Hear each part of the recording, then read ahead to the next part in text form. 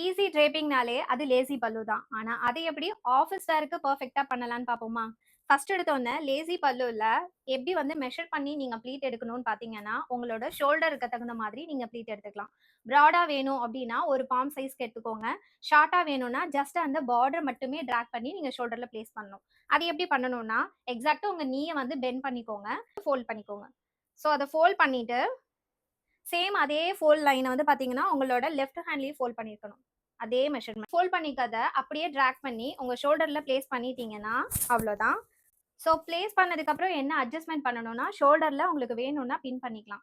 And second thing வந்து பார்த்தீங்கன்னா, உள்ள வந்து இந்த சைட்ல பல்ஜா இல்லாம நீட்டா டக் பண்ணணும். ஸோ அதுக்கு வந்து உள்ள இந்த மாதிரி டக் நல்லா நீட்டா குடுத்துட்டீங்கன்னா, உங்களுக்கு ஹிப் சைடும் சரி அண்ட் ஃப்ரண்ட்லயும் சரி நல்லா நீட்டா டக் ஆயிடும்.